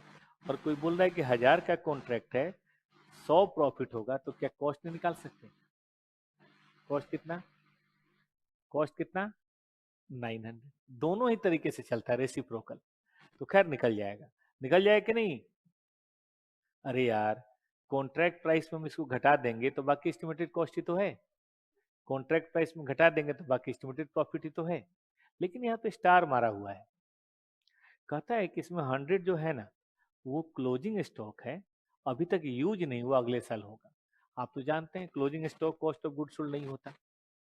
इसका मतलब इसमें से क्या घटना है बेटा, बताओ? 100। इसे मान लो किसी आदमी ने 10,000 बोरे सीमेंट के खरीद लिए, यूज सिर्फ 7,000 किया, तो खर्चा 10,000 मानेंगे, 7,000। 7,000 बाकी बैलेंस शीट में आएगा। और कहता है इसमें अभी शामिल नहीं है जो पिछले साल से लाए थे। वो भाई शामिल कर लो ना यार इसमें, ठीक ना? तो यहां से घटेगा और यहाँ पे सटेगा, याद रहेगा। वेरिएंस जो है सेकेंड ईयर में अप्रूव हुआ है। अब आपको बताना है कितना रेवेन्यू, कितना एक्सपेंस, कितना कॉन्ट्रैक्ट, कितना profit loss statement of PL and P. आप ना कैलकुलेटर करो, क्वेश्चन तो है, आंसर भी दिया है। आंसर में लिखने में ध्यान बटेगा, कैलकुलेट करो तो माइंड बढ़ता है। मैं तो कहता हूँ क्लास में बच्चों को टीचर के साथ कैलकुलेट करना चाहिए। लिखने के लिए तो सब किताबों में आजकल लिखा हुआ है, कैलकुलेटर ठीक है, वरना मोबाइल निकालो। जो फिगर मैं पूछूंगा धड़ धड़ बतानी है, ठीक? मोबाइल निकालो। और कल से बिना कैलकुलेटर के आना मत, कोई जरूरत नहीं आने की। जो अकाउंट का स्टूडेंट कैलकुलेटर नहीं ला सकता, इसका मतलब उसका पढ़ने में मन नहीं लग रहा, सीधी बात है। कल से आने की जरूरत नहीं क्लास में। पास होना हो तभी बेटा मेहनत करो, आधे अधूरे मेहनत से कोई मतलब नहीं है। नहीं होगी मेरे से लिखवा लो। आधे अधूरे तुम 100 साल लगे रहोगे, नहीं होना है तुम्हारा रिजल्ट। रिजल्ट एक ही शर्त में होगा, जब केवल तुम्हारा ध्यान पढ़ने में हो। हम लोगों ने सीए की पढ़ाई की है, ऐसा कभी हुआ नहीं बिना कैलकुलेटर के हम लोग कभी गए हो क्लास में। पता नहीं तुम लोग कौन सी दुनिया में आजकल रहते हो, कौन सा सस्ते वाला नशा सूंघ के बैठे रहते हो कि मेरे पास कॉपी नहीं है सर, मेरे पास कैलकुलेटर नहीं है सर। अरे यार, ये बच्चे खिला रहे हो तुम लोग क्या? तुम्हारा करियर इतना दांव पे है, मजाक नहीं, ठीक है ना? चलो 9 पॉइंट, कैलकुलेटर निकालो फटाफट, जो फिगर बोलूं वो बतानी है। 8.1, सामने किताब हो तो अच्छी बात है, मेरे पास तो है। देख भाई, मैं निकाल रहा हूं परसेंटेज ऑफ कंप्लीशन। मुझे रेवेन्यू पता है 9,000, मुझे एस्टिमेटेड प्रॉफिट पता है। मैं थोड़ा रफ में लिख रहा हूं, चलेगा ना? 950, 1,000, 1,000। और बता तो बेटा क्या है एस्टिमेटेड कॉस्ट? हाँ आगे बोलो। 8,200।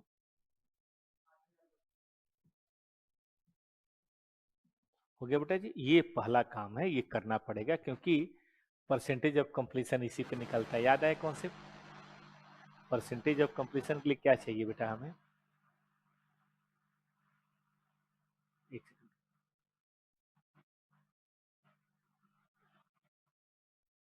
परसेंटेज ऑफ कंप्लीशन के लिए बेटा जी हमें क्या चाहिए? हमें एस्टिमेटेड कॉस्ट चाहिए। जब तक एस्टिमेटेड कॉस्ट नहीं होगा हम परसेंटेज ऑफ कंप्लीशन नहीं कर सकते, ठीक है ना? चलो अब हमें एक्चुअल कॉस्ट चाहिए। बताओ कितना दिया हुआ है कॉस्ट इनकर्ड? 2093। 6168 माइनस 100, बताओ जल्दी से। 8100 प्लस 100, बोलो बेटा। अगर आपको ये पता है और ये पता है, बिना कुछ लिखे क्या आप मुझे परसेंटेज ऑफ कंप्लीशन बता सकते हो? आवाज जा रही है कि नहीं? परसेंटेज ऑफ कंप्लीशन बेटा बताओ। सबकी तरफ से आवाज आनी चाहिए। सर ये लो, बेचैनी होनी चाहिए। हम लोग ना हिंदी बेल्ट से पढ़े हुए हैं, बिहार से पढ़े हुए हैं, तो हिंदी बेल्ट था। तो 9th-10th में पास करने के लिए इंग्लिश का पेपर पढ़ना जरूरी होता था, और इंग्लिश हम लोग का दूर दूर का कोई नाता था नहीं। बट फिर भी अब पास होना है तो कोचिंग लगाई माँ बाप ने, कोचिंग में गए। तो कोचिंग में ना सर सेंटेंस का वो नहीं होता स्ट्रक्चर की, पहले सब्जेक्ट आएगा, फिर वर्ब आएगा, फिर ये आएगा, फिर वो आएगा, ऐसा कुछ पढ़ाते, तब सब भूल गया हूँ मैं। और फिर वो ना एक सेंटेंस बोलते थे कि भाई ये जरा इसको जल्दी से ट्रांसलेट करके दिखाओ। बैच में तो 20-30 बच्चे होते थे, लेकिन हम 3-4 दोस्त थे। हमारे में होड़ होते थे कि सर का जुबान खत्म होने से पहले हम लोग बता दें। बड़ा फायदा हुआ बेटा। मतलब बेचैनी होती थी, सर ने क्या बोला, गाय घास चर रही है, फटाक से बताना है। तो ये बेचैनी दुनिया में सब कुछ है। जो बेचैन है वही बेटा वो सक्सेसफुल होगा। जो रिलैक्स है वो बाबा रामदेव ज्वाइन करो आराम से। तो चलो मुझे बेचैनी करके दिखाओ परसेंटेज। दिखनी चाहिए कि तुम्हारा दिमाग बेचैन है, तेज है।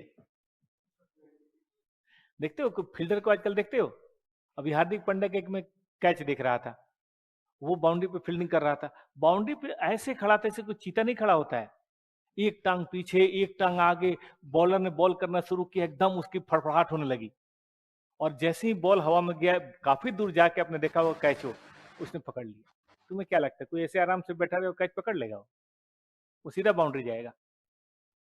देखो थर्ड मैन पता नहीं कहाँ खड़ा है मिड विकेट पे, उसको नहीं पता मेरे पास बॉल आएगा कि नहीं आएगा, लेकिन वो हर बॉल के लिए वैसे ही तैयार हो रहा है। एकदम बॉलर पे नजर है, उसके बैट्समैन पे नजर है, एक टांग पीछे एक टांग आगे, दौड़ने के लिए एकदम उसके हाथ रेडी, एरो की तरह एकदम मुद्रा बनाए खड़ा है। और जैसे ही बॉल एयर में आया, चीते की तरह गया एकदम, काफी लंबी डाइव मार के। उससे क्या होता है, 1-2 सेकंड उसको फालतू मिलता है, बॉडी मोमेंटम में रहती है, और मोमेंटम में रहेगी तो तुम ज्यादा डिस्टेंस तय करोगे। क्रिकेट देखते भी हो मन से, खाली ऐसे देखते हो, लोगों की मेहनत नहीं देखते हो। कवर में ऐसे ऐसे फील्डर हैं बेटा कि उनके सामने तुम इधर 20 गज इधर 20 गज तुम रन नहीं ले सकते हो। जैसे जडेजा है, ग्लेन फिलिप्स का आजकल नाम हो रहा है। तो तुम्हें क्या लगता है वो आम लोग हैं? बेटा वो साले रात में भी सपने देखते होंगे, बॉल इधर से जा रहा है, ऐसे जा रहा है, साले को बर्ड की तरफ पकड़ लूंगा, तभी पकड़ पाते हैं। यही बेचैनी पैदा करनी है। मुझे होनी चाहिए कि मेरे बच्चे पास करें, और तुम्हें होना चाहिए कि तुम्हें पास करना है। अदरवाइज बेटा मुझे भी नहीं मेहनत करनी चाहिए, तुम्हें भी नहीं करनी चाहिए। चल जल्दी बता, ये बता बेटा। नेक्स्ट मैं लिखूंगा नहीं, तुम सीधे बताओ 70। यहाँ बता। अब देखो रेवेन्यू कितना रिकॉग्नाइज होगा, total revenue to be recognised. ध्यान देना बेटा, ये वही परसेंटेज है जो मुझे इसका करना है 9,000 का। 9,000 गुने 26, 9,200 गुने 74, और 9,200 गुने 100। बोल बेटा 23 आगे, और आगे। लेकिन ये टोटल है, रेवेन्यू ऑलरेडी रिकॉग्नाइज्ड। यहां तक तो हो गया ना बेटा, और यहां तक हो गया ये। तो बोलो करेंट ईयर रेवेन्यू कितनी होगी?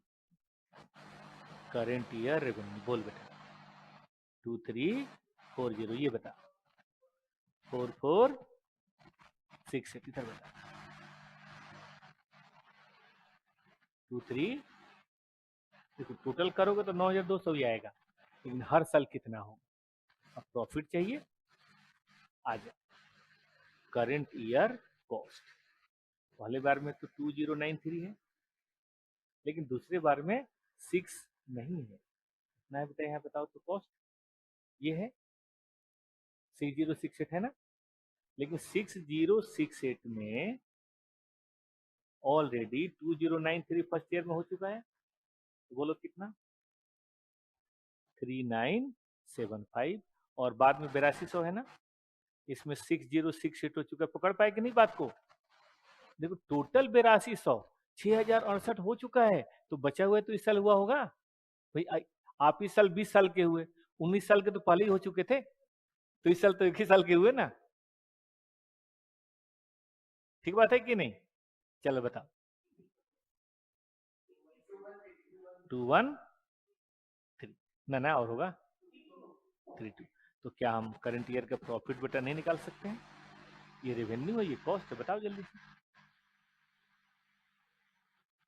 ये 40 था ना, 247 आगे बताओ। 493। तो सीखा कुछ कि नहीं सीखा? ये संपूर्ण ये सही है, इस क्वेश्चन को मार्क कर लो। इसमें पूरा ही काम था,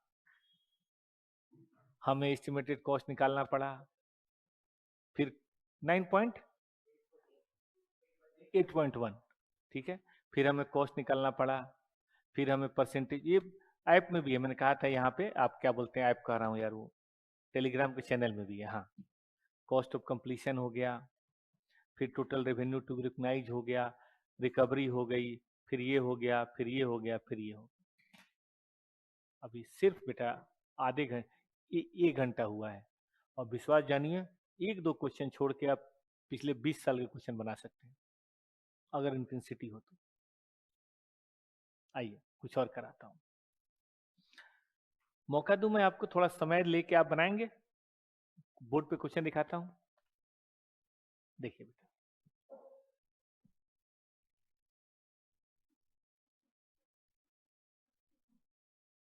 भारी तो नहीं पड़ जाएगा तुम्हारे लिए? कर पाओगे? करो तो जरा, मैं पढ़ देता हूँ। कॉन्ट्रैक्ट है 80% certified, could be paid immediately and remaining 20% retain. इसका कोई कोई रोल नहीं, आप जानते हैं पैसा मिले कस्टमर से चाहे नहीं मिले, इनकम तो जितना होना है उतना ही हो।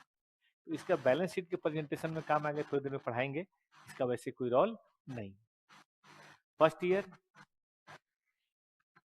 वर्क सर्टिफाइड, इसका कोई रोल नहीं है, मेन है कि अमाउंट एक्सपेंड हो। 80% वाज पेड, गोली मारो। फ्यूचर एक्सपेंस टू कंप्लीट, ठीक है भाई।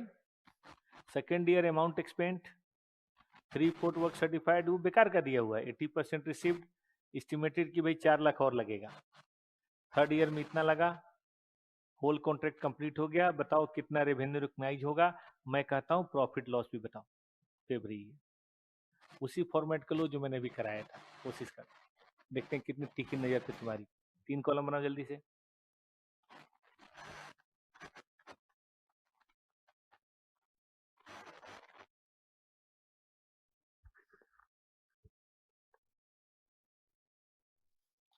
टोटल एस्टिमेटेड कॉस्ट निकालो फर्स्ट सेकंड थर्ड ईयर।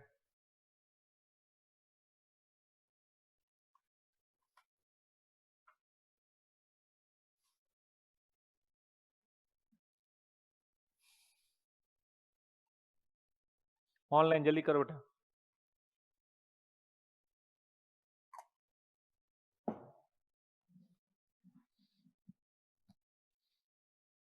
बेटा दाल की तरह दिमाग को पकाओ, प्रेशर में।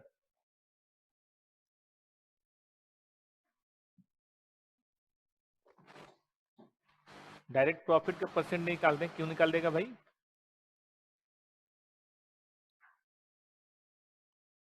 परसेंटेज ऑफ कंप्लीशन निकालो पहले।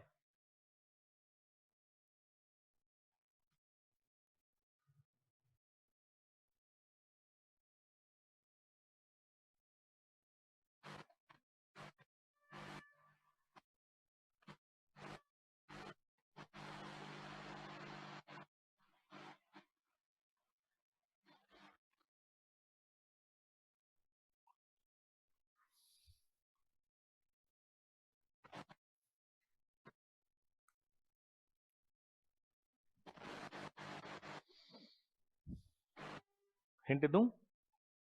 देखो बेटा, ये खर्च हो गया है, ये खर्च होने वाला है, तो ये एस्टिमेटेड कॉस्ट आ जाएगी।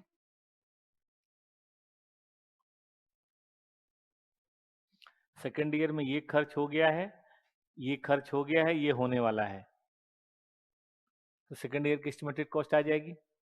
थर्ड ईयर में ये खर्च हो गया, ये खर्च हो गया, ये खर्च हो गया, वही उसकी एक्चुअल कॉस्ट एस्टिमेट हो, तो गोली मारो। नहीं समझे? मैं करा देता,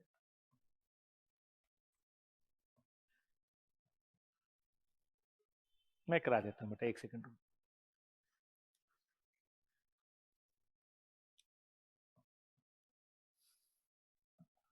मुझे बताओ, फर्स्ट ईयर में कॉस्ट कितना इनकर्ड हो गया है?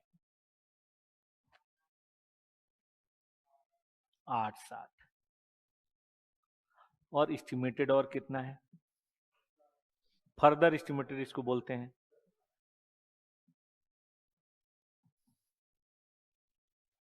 तो बोलो बेटा, तुम्हारे हिसाब से एस्टिमेटेड कॉस्ट कितनी आने वाली है? लेकिन चूंकि हालात और जज्बात बदलते रहते हैं, अगली बार 860 तो हो ही आई है, प्लस और कितना हो गया? 475। तो बोलो कितना हो गया, और होने वाला कितना है? 4 लाख और। चलो बेटा जोड़ो इसको।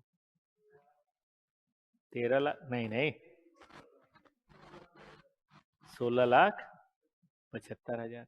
और अगली बार में 860 तो हो ही गया है, 475 तो हो ही गया है, और कितना हुआ? 3,10,000। होने वाला कुछ है नहीं, जोड़ दो। ये वाला कितना आ रहा है?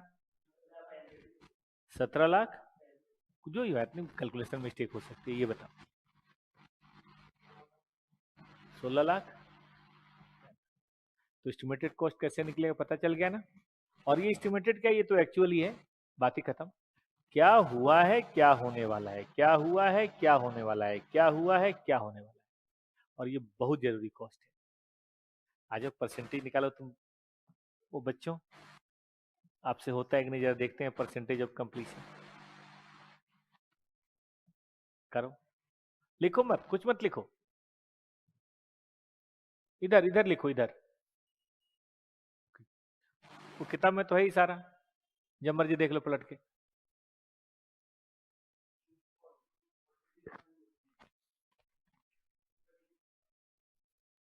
कैसे निकालेंगे परसेंटेज ऑफ कंप्लीशन? ये और ये, बोलो तो बेटा। 46 पॉइंट। ये दोनों ना बड़े क्वेश्चन है आपके कॉन्ट्रैक्ट के। ये बता बेटा, ये दोनों मिला के, ये दोनों कितना हो रहे हैं? बटे 1735। चीते की नजर पैदा करो बेटा।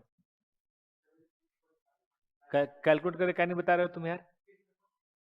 तुमसे कर रहे हैं, तुमसे। हाँ, रोहित, कैलकुलेटर। तुम क्या नहीं बता रहे हो? तो तुम्हारे पास तो है, फिर ये बताओ। अरे यही तो एक्टिवनेस है यार। तुम्हें लगता है कि मैं कैलकुलेट करूंगा तो मैं कम समझूंगा? पागल, कैलकुलेट करो, दिमाग ज्यादा चलेगा, पक्का समझ जाओगे। चलो बोलो। 70। और यहाँ क्या ही करना है, तो 100 है, ठीक है ना? अच्छा बताओ तो, कितना रेवेन्यू हम रिकॉग्नाइज करें? कॉन्ट्रैक्ट है 20 लाख का, पहले ही बता देता हूँ। कॉन्ट्रैक्ट 20 लाख का, बताओ हर साल कितनी रेवेन्यू रिकॉग्नाइज करनी चाहिए? तीनों साल का अलग अलग बताओ। वही तरीका अपनाओ, पहले फर्स्ट ईयर का निकाल लो, फिर सेकंड का निकालो, फर्स्ट घटा दो, फिर सेकंड निकालो, थर्ड निकालो, और सेकंड तक का घटा दो। कॉपी पे करके देखो, कोई बात नहीं, तो यहां से करो आगे। अब सिनारियो बेस आएगा, यही 4 5 बातें पूछ देगा। बताओ percentage of completion first year में कितना है, चाहे सेकंड ईयर में कितना है, बताओ थर्ड ईयर का रेवेन्यू कितना होगा, बताओ भाई फर्स्ट ईयर का प्रॉफिट कितना होगा। यही हो गया वो सिनारियो बेस।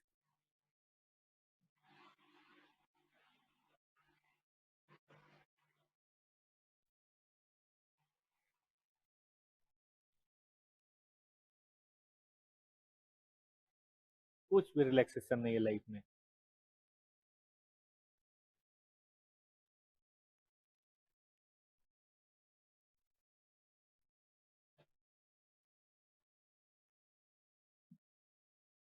हाँ सर, बुला लीजिए, बुलाइए सर।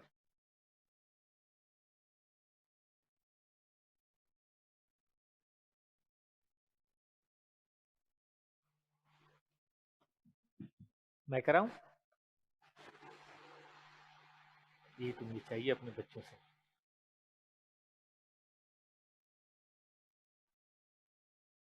मैं आपकी लिमिट को चैलेंज करूंगा, होने देना। कंफर्ट जोन में बेटा कुछ नहीं लाइफ में। मैं आपके माइंड को चैलेंज करूंगा, एक्सेप्ट करना कि ये सवाल का जवाब मुझे 1 सेकंड में देना है, 2 सेकंड में देना है। होने दो चैलेंज माइंड को, तभी माइंड काम करेगा। स्लो छोड़ोगे बंद हो जाएगा। चलो आ जाओ। 20 का 46%। बताओ भाई, 20 का 46.23%। 9,34,000। इंग्लिश में बोलो यार, कहाँ से सब सरकारी स्कूल वाले आ गए हो। 2,924,600। ठीक, अगली बार देखो। लाख का 76.95।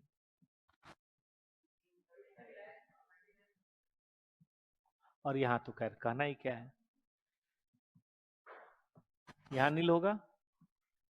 सही कह रहे हैं। यहाँ बताओ बेटा कितना होगा। 9,24,600। यहाँ माइनस कर दो 6 4। यहाँ ये माइनस करना 4 लाख।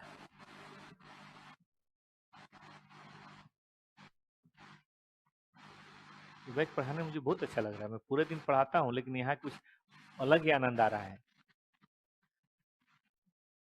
कॉस्ट बताओ फर्स्ट ईयर का। 8,60। सेकेंड ईयर का 4, ये तो दिया हुआ अलग से ना। और थर्ड ईयर का 3,10। तो बोलो भैया जी प्रॉफिट। 64,000 और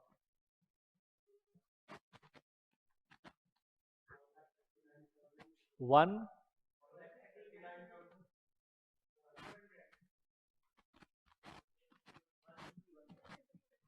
तो यही बेटा दो तरह के क्वेश्चन है, एक तो बाद वाले दो कराए थे और एक वो कराए थे। एक कॉन्सेप्ट और है, बता देता हूँ, एस खत्म। वादा है कुछ नहीं बेटा अलग नहीं आएगा, बस जो क्वेश्चन है उसको ऑडिट कर लेना, बनाना मत, ऑडिट कर लेना। चलें आगे। अच्छा, डेली का काम डेली खत्म करना, क्योंकि 55 दिन के अंदर काम करना है, इतना ज़्यादा टाइम है नहीं। और फिर लास्ट में रिवीजन के समय फिर एक बार हम लोग और कर लेंगे, मैराथन में करा दूंगा। अगर मन करे तो यूट्यूब पे करना, ऐप पे करना, नहीं मन करे तो खुद से कर लेना, मैं तो कराऊंगा। आ जाओ, लास्ट कॉन्सेप्ट है बेटा। छठा तक तो बता दिया था। सातवां, हमें क्या करना है बेटा, कॉन्ट्रैक्टर को अपनी बैलेंस शीट में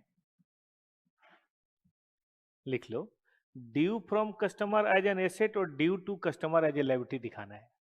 अब कहा था ना डिस्क्लोजर की रिक्वायरमेंट, प्रेजेंटेशन की रिक्वायरमेंट, तो ये प्रेजेंटेशन की रिक्वायरमेंट है।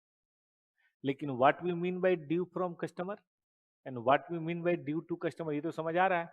मिलना है तो एसेट है और जाना है तो ये तो बात समझ में आ रही है। लेकिन वो मेजर कैसे होगा, क्या क्या बातें उसमें ध्यान देंगे, पढ़ो। देखो, कॉस्ट कितना इनकर्ड किया है वो आपको पूरा लेने का हक है। प्रॉफिट कोई अगर बनता है तो उसे भी लेने का हक है, क्योंकि कस्टमर से हम कभी भी कॉस्ट नहीं लेते, सेल प्राइस लेते हैं, याद है। तो ये जोड़ देंगे तो सेल प्राइस बन जाएगा ना। लेकिन अगर कोई लॉस है तो उसे घटाना भी पड़ेगा। अब क्वेश्चन में या तो ये होगा चाहे ये होगा, ये तो प्रॉफिट होगा चाहे लॉस होगा। तो ये बन गया एक तरह समझो हमारा सेल प्राइस, लिखना मत, लेकिन ये सेल प्राइस बन गया। अब उसमें से कितना प्रोग्रेस पेमेंट मिल चुका है और कितना हमें तुरंत मिलना है, मतलब बिल्ड हो चुका है। बिल्ड होना समझते हो, बिलिंग कर दी है, पैसा अभी आया नहीं है, तो मेरा करंट डेटर बन गया। अब जो डेटर बन गया वो इन्वेंट्री तो नहीं होगा ना, तो वो हटा देंगे। मिल गया वो भी हटा देंगे। जो मिलने वाला है, बिल्ड हुआ है, रिटेन पेमेंट नहीं, जो बिल्ड हुआ है तुरंत मिलने वाला है, उसको हटा देंगे। अब उसको हटाने के बाद चीजें दो ही बचेंगी, या तो ये 500 है बेटा जी, और ये 300 है, ये 150 है, तो 50 बचेगा। 50 बचेगा तो मेरा पैसा है, इसको बोलेंगे ड्यू फ्रॉम, पॉजिटिव है ना ये। लेकिन अगर 500 है, 400 मिल चुका है, 120 मिलने वाला है, गौर से देखो ये निगेटिव हो गया। निगेटिव हो तो क्या बोलेंगे इसको, ड्यू टू। ये एसेट में आएगा और ये बताओ कहाँ आएगा, लायबिलिटी में, इन्वेंट्री के नाम पे, लेकिन आएगा वहीं पे। ठीक है, एक बार देख लो, नजर में बिठाओ एक बार, किताब में तो है ही। इस पे आधारित क्वेश्चन करा देता हूं। एस खत्म।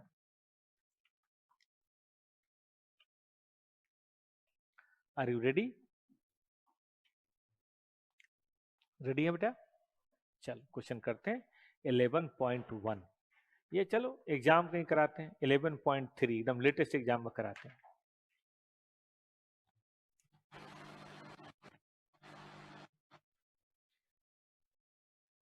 एकदम latest.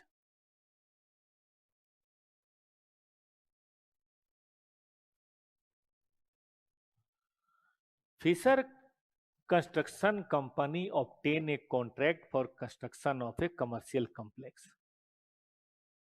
The following detail are available in records for the year ended 31 March. Total contract price, work certified, uncertified, यही है बेटा कॉस्ट इनकर्ड। बस फर्क ये है कि ये ओके बोल दिया गया है, अभी ओके नहीं बोला गया है, लेकिन कॉस्ट इनकर्ड तो यही है। और फर्दर और कॉस्ट लगने वाला है, देख रहे हो ये तेरा सब जोड़ना बेटा कितना हो जा रहा है, कितना, ओहो, लॉस हो गया है कि नहीं?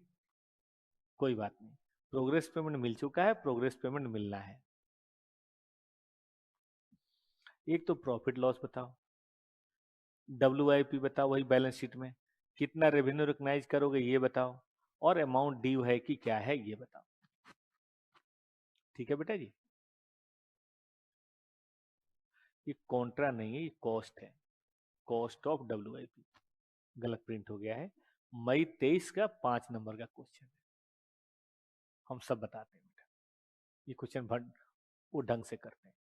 पहले सभी जवानों से सवाल है, रफ में जल्दी से लिख के बताओ, what is the estimated profit और लॉस, हाउ मच।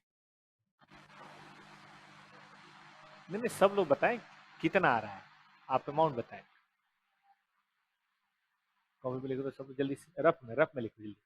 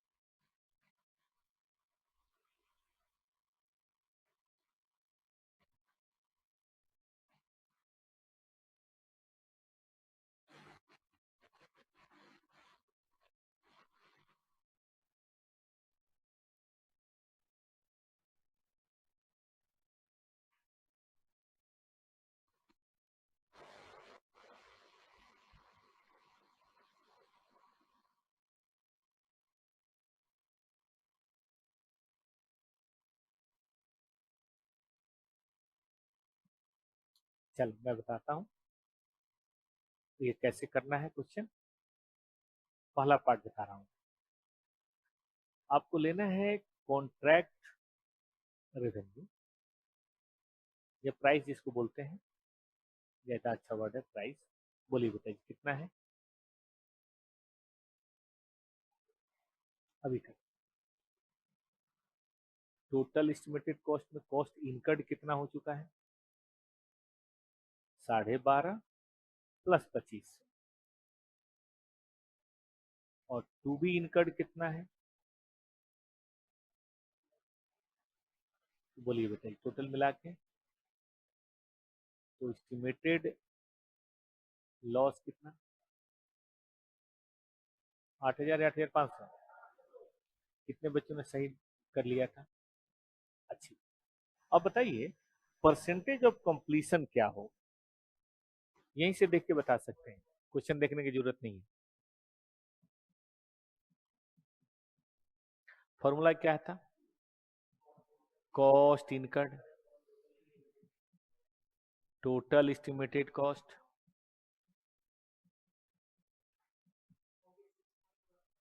46 पॉइंट। अब आपको स्टेटमेंट ऑफ पीएल बनाने में दिक्कत नहीं होनी चाहिए। बताइए इस साल का एक्चुअल लॉस कितना है?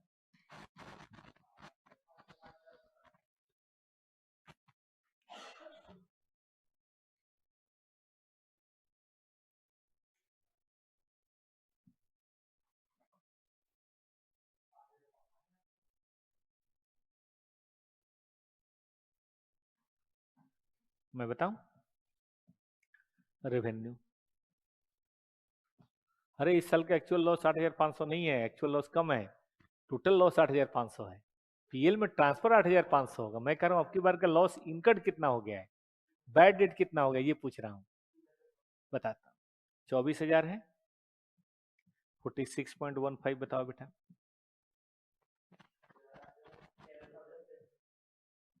11,076 लेस बताओ बेटा। Cost incurred during the year, तो करंट ईयर लॉस इनकर्ड कितना हुआ? 39। और total loss to be recognise कितना है? 8,000। तो प्रोविजन कितना बनाना है भैया? Future loss 4,076। तो एक तो ये बात हुई बेटा जी, लेकिन ये क्वेश्चन इसलिए नहीं कराई तो पीछे भी कर रखा था। आपसे पूछ रहा हूं मैं कि बताइए कॉस्ट ऑफ WIP कितना है? पूछा है ना? क्या पूछा है? Cost of WIP। तो जी यही है WIP की कॉस्ट, और क्या? जो हमने कॉस्ट इनकट किया वही तो पूछ रहा है ना आपसे। तो कॉस्ट भी आ गया, रेवेन्यू भी आ गया, प्रॉफिट भी आ गया, कोई दिक्कत तो नहीं है ना? ये देखो ये रेवेन्यू हो गया, ये कॉस्ट हो गया, ये प्रॉफिट लॉस हो गया, ये करंट ईयर का, ये प्रोविजन। तो 3 सवालों के जवाब तो मेरे ख्याल से आपने कर दिया। प्रॉफिट लॉस इतना, कॉस्ट इतना और रेवेन्यू इतना। डन है? क्या आप ये बता पाओगे अमाउंट ड्यू? ये डाटा आपके सामने है और ये फॉर्मेट सर ने आपको दिया। फिट करो तो इस मामले में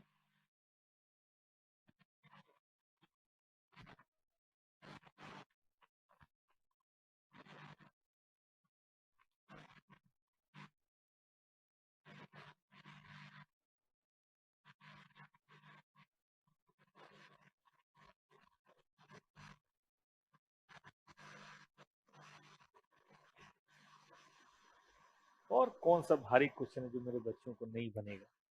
वही करा, मुझे दिख ही नहीं रहा।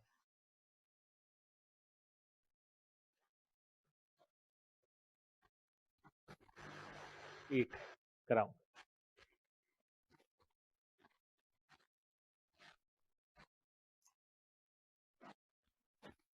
मैं बोलूं?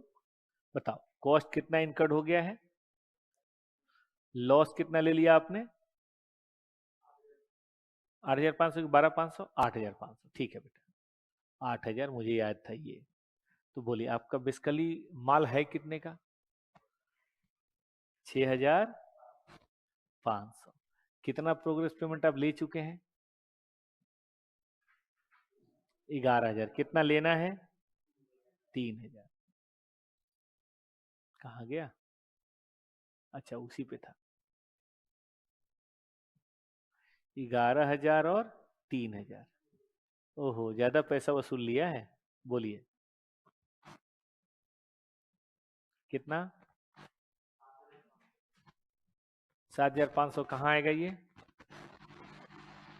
ड्यू टू कस्टमर की due from customer, due to customer. जिन बच्चों ने कॉन्ट्रैक्ट कॉस्टिंग पढ़ा है सब कुछ याद आ गया। अब जब आप फिर एक बार अगले महीने रिवाइज करेंगे तो ये सब चीजें अब आधे घंटे 1 घंटे में होगी,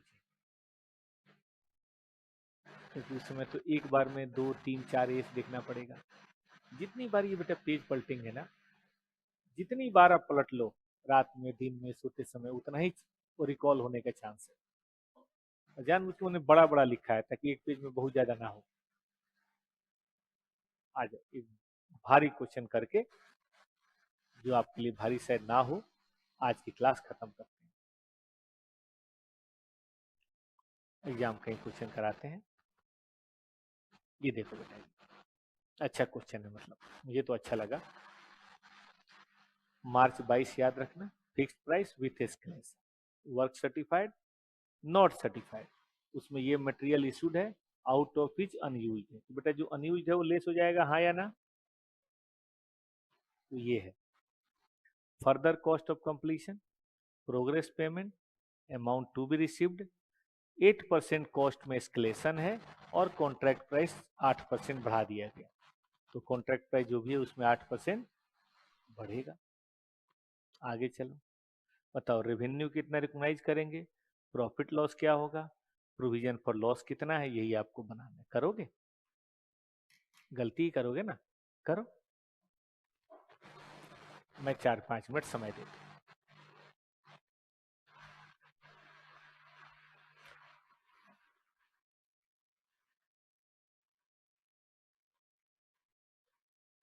सबसे पहले निकालो परसेंटेज।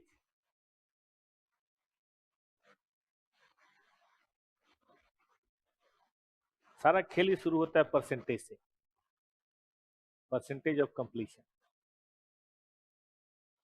क्या कॉस्ट हो गया है, कितनी कॉस्ट होनी चाहिए।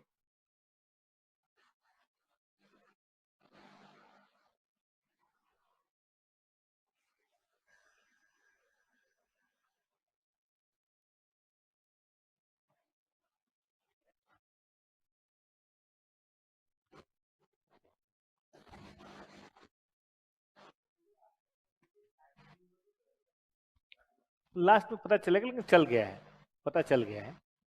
देखो शुरू में तो लिख दिया जाता है कॉन्ट्रैक्ट में बढ़ेगा, जैसे समय बीतता जाता है पता चल जाता है, कॉन्ट्रैक्ट प्राइस बढ़ाते रहते हैं।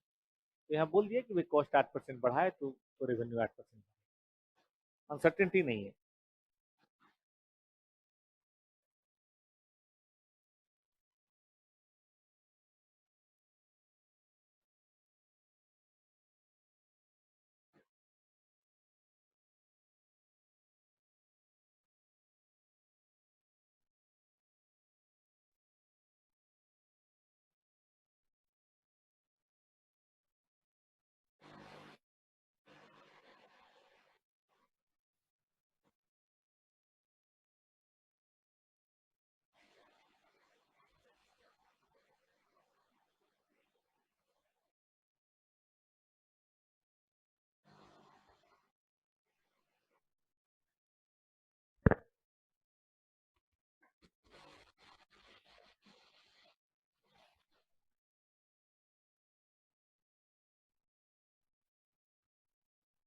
थोड़ा बहुत प्रोग्रेस हुआ बच्चों का,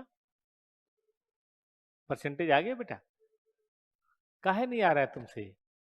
ये कॉपी निकालो, चलो निकालो। कहाँ है ये? तो लिया काहे नहीं अभी? ये लिया काहे नहीं? ये ले लो। और इसका जो कॉन्सेप्ट का तुम्हारे पास है जिसान, निकालो, उसको दिखाओ परसेंटेज कैसे निकालना है। पढ़ो तो बुलंद आवाज में, ध्यान किधर है? परसेंटेज ऑफ कंप्लीशन का फॉर्मूला पढ़ो। खोज रहा है,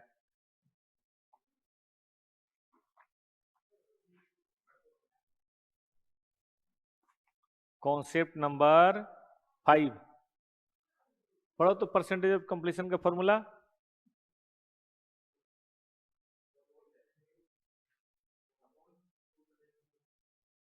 अभी तक इतने देर से मैं 5-6 क्वेश्चन बनाया, तुम्हें याद नहीं हुआ ये फॉर्मूला? ये जल्दी बना।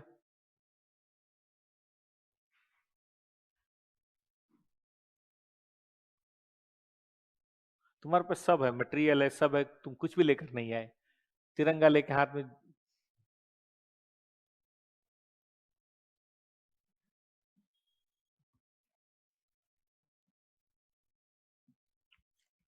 कल भी यही मॉड्यूल लाना। इस मॉड्यूल में एग्जाम वाले ये ज्यादा है, जो एग्जाम में पूछे जाते हैं, करा देंगे। नेक्स्ट टेस्ट करोगे? थोड़ा भारी कराएं? भारी कराएं थोड़ा? 19 करोगे या 15 करोगे बताओ? 15 करोगे? 15 लेकिन प्रोविजन के बाद ज्यादा मजा आएगा। पहले 29 पहले कर लो ना, तब 15। हाँ तो 19 कर लेते हैं। और हाँ 19 कर लेते हैं और 22 कर लेते हैं पहले, दोनों। 22 से तो अब की बार 10 नंबर का आया था, पता ही होगा आपको, टैक्स वाला। ठीक बात है ना? दोनों ही मस्त है। याद है तुम्हें पूरा?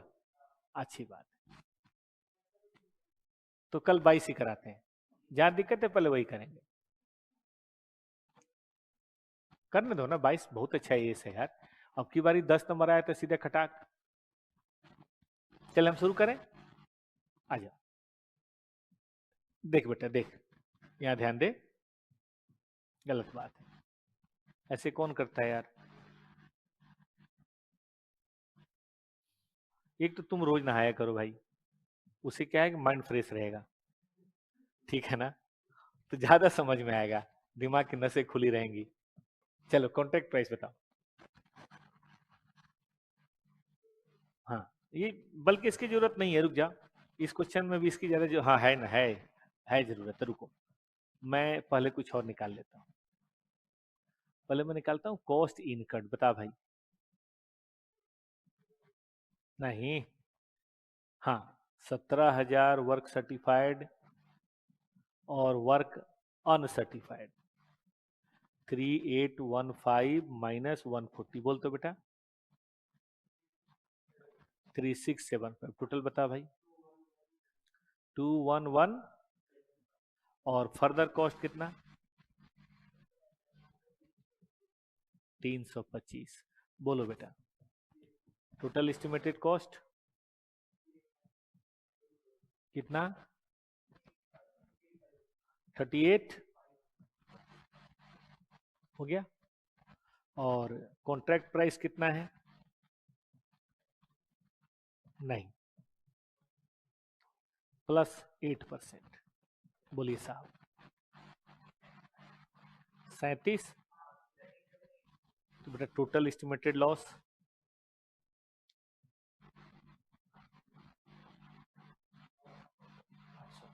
700 है ना? बेटा जी परसेंटेज बता।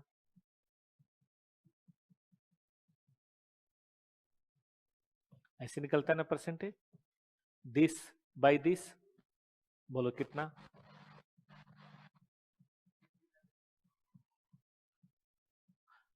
जानते हो बेटा, सुनो इधर देखो, क्या नाम है तुम्हारा? हाँ, जब भी कुछ देखो तुम बोलो, अपने मन में बोलो, cost divide by this, cost divide by this. चीजें याद होंगी, तुम्हारा ध्यान यही रहेगा।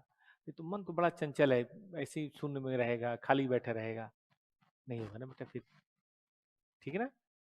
चलो। और मैंने कहा था ना, बेचैनी पालो, कैलकुलेटर से बनाओ, कॉपी पे लिखो, भांगो, काटो, एक्टिव रहो, एकदम हार्दिक पांड्या की तरह। चलो ये बताओ कितना? देखो यहाँ तुम लोग क्यों बैठे हो, इसका मतलब है तुम्हारे में पास होने की ललक है। लेकिन वो ललक, थोड़ी सी ललक से फिर नहीं होगा, बड़ी वाली होनी चाहिए, बड़ी वाली। आगे 55%। अब सीधा स्टेटमेंट तो पील बना सकते हैं बेटा। आ जाओ, बताओ।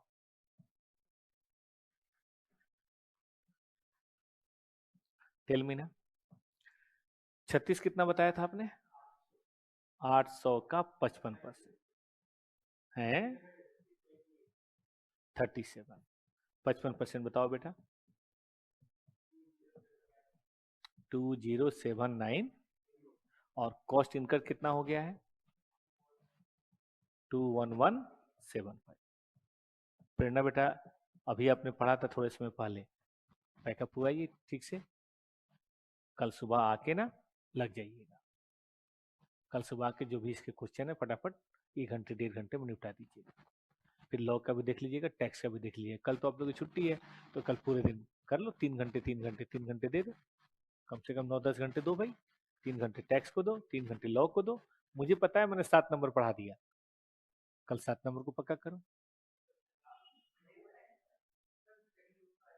वो तो आप लोग सेकंड ग्रुप छोड़ना करते हो क्या? अच्छा, फिर तो वो 2 बजे तक निपटाओ। बाकी बच्चे तो नहीं करते, इसलिए मैंने कहा बोलो। क्लास कोई कैंसिल नहीं होगी, क्लास कोई कैंसिल नहीं होगी, मतलब लॉस है। अच्छा ये बताओ टोटल लॉस कितना? तो प्रोविजन बताओ, क्या क्या पूछा था? कॉन्ट्रैक्ट रेवेन्यू बताओ, प्रॉफिट लॉस बताओ, एडिशनल प्रोविजन। 5 नंबर के 5 नंबर आपके पास है, हो गया। और तो कुछ है ही नहीं इसमें, ठीक है ना? तो 5-7 क्वेश्चन तो मैंने ही करा दिए। मुझे पता है मैंने कॉन्सेप्ट 100% कराया है, एक भी कॉन्सेप्ट नहीं छोड़ा है।